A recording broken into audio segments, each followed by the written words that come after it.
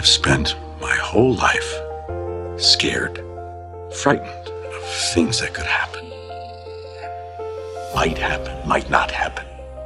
50 years I spent like that, finding myself awake at 3 in the morning. I came to realize it's that fear that's the worst of it. That's the real enemy. So, get up, and you kick that bastard as hard as you can, right in the teeth.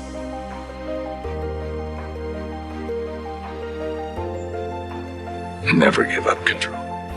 Live life on your own terms. One of these times, I'm gonna hear some bad news. But until then, who's in charge? Me. That's how I live my life. God placed the best things in life on the other side of your maximum fear. Take a step. Step aggressively towards your fear. And that step towards your fear is the step into greatness. Here I come. You might be taller than me. You might be bigger than me. You might be stronger than me, but I'm coming. And I'd rather die trying. I'd rather die going after this. I'd rather give everything I got. I'd rather give a year. I'd rather put in work and fail than not try at all. I love fear. The reason why? Behind every fear is a person you want to be. Fear is self-imposed, meaning it doesn't exist. You create it, you can destroy it too. It's an intangible. Don't wait anymore, don't think anymore, don't plan anymore, don't contemplate anymore. Don't make any more excuses or justifications. Instead, be aggressive. Take action.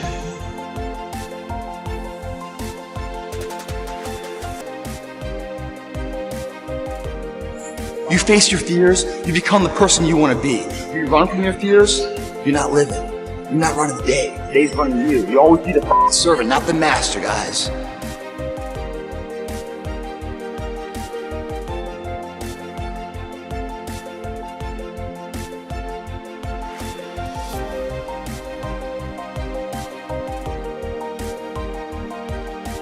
What are the things that you fear that's been keeping you from living your dream?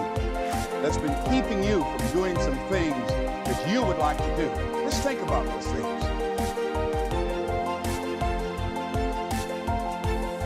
And how do we begin to handle that? Abraham Maslow said that life is about growth. And he said you can either go back to your comfort zone, and there you won't find any growth, or you must be willing to go forward and face your fears again and again and again, because you're never going to have a fear-free existence. I mean, some fear is acceptable and legitimate. There's some things that you really should be afraid of. Now, you shouldn't allow it to immobilize you. You acknowledge it, you take it into account, and you carry yourself accordingly. There are times that we should proceed with caution, but it's the difference between being stopped by fear. It's the difference between having a fear and the fear having you. So when you begin to say, what is it that I want to leave? What contribution that I want to begin to make? What difference do I want to make in life? What is it that I want to do with the rest of the life that I have left? What chances I need to take? What risks do I need to begin to embrace? What fears do I need to step on? What areas of my life am I dead right now? What dream? You can either live your dreams or live your fears. You have got to get to a point where you say, I'm sick and tired of living like this. There's got to be more. To break through those fears. One, acknowledging the fear, knowing it's all right. Some fear is healthy. Beginning to know that your dreams, your passions, your drive to achieve whatever it is you want, as it has more power and meaning, it will move you past your fears. As you begin to feel that you deserve it, Your passion and goal is so strong. Fear won't matter. You begin to trust yourself and put yourself in a situation where you have to make it happen. You will make it happen. Ladies and gentlemen, I don't believe this. I know this from my own life experience. I know that you've got greatness within you. I know that you have unlimited potential in you. I know that you have something to give to the universe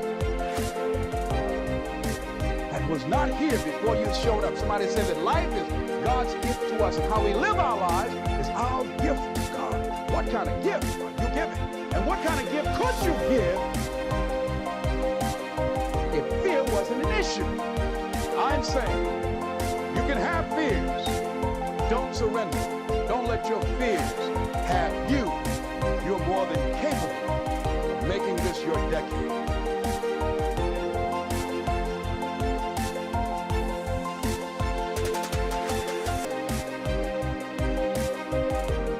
One of the things you see with people all the time is that maybe they're trying to stumble forward towards their ideal, as poorly defined as it might be, but then they're afraid, right? They're afraid about what they might encounter, and that stops them, because fear does stop people. It freezes you like a prey animal, and so people move ahead, but then they get afraid, and then they stop moving ahead. And that's not so good, because negative emotion is a really powerful motivator. So we're more motivated by negative emotion than positive emotion. Quantitatively speaking, you can measure that. And that's, I think, because we can only be so happy, but we can really be suffering and dead, you know? So we have to pay more attention to the negative. And that's bad, because the negative can stop you. And then in my clinical practice, you know, I often talk to people who are trying to make a difficult life decision, and they're weighing out the costs and the benefits of making the life decision, you know? And one of the things I always talk to them about is, wait a second, that's an incomplete analysis. You have to weigh out the benefits and the costs of doing this. And you have to weigh out the costs and benefits of not doing it. And that's not the same as the zero that you assume that you're starting with, right? Because to not make a decision, it also has a cost. And sometimes the cost of not making a decision is far worse than the cost of making a decision, even if the decision is risky. And so one of the things you can derive from that, and this is very useful, I think, is that this is also, I think, why it's so useful to contemplate your mortality, so to speak, is you're screwed no matter what you do. You know, and that actually frees you, is that you have path A that has catastrophes, and you have path B that has catastrophes, and you don't get to have the no catastrophe path, but you get to pick which one.